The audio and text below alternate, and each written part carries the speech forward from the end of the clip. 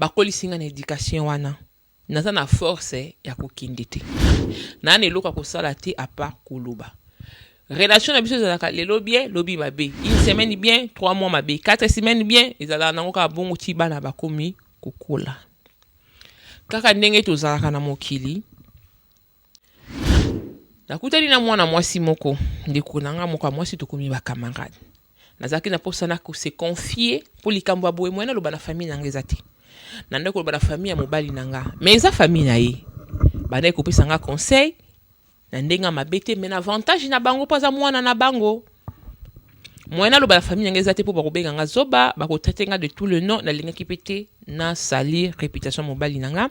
na linga kite na bimisa ba problème biso ya foyer na batu nyonso tu na kutali na mwana mwasi moko bo tokomi ba camarade mikokuta tokomi ba camarade pas il femme mariée aza tranquille donc aza bien na mutuka na ye na bana na ye tokutana ba weekend tokendaka ba kinkole tokendaka ba safari beach tokendaka ba ngandantaba en fait atangenga ba place ebele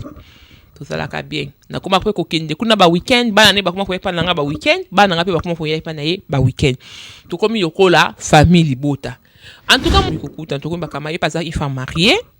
aza tranquille donc aza bien na mutuka na ye na bana na ye tokutanaka ba weekend tokendaka ba kinkole tokendaka ba safari beach tokendaka ba ngandantaba en fait atangenga ba place ebele tozalaka bien nakoma pe kokende kuna ba weekend bana ne bakoma koyepa nanga ba weekend bana nga pe bakoma koyepa na ye ba weekend tokomi yokola famille bota en tout cas mwana mwasi wana azalaki mwasi moko malamu alingaki nga makasi nga pe nalingaki makasi tokomi lokola bandeko donc na bandeko na nga moko ya papa moko mama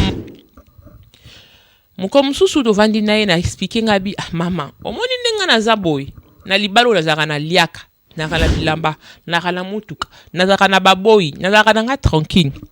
mais pédicure nazalaka nango te mobali na ngai aza mwasi simba Corbetox aboma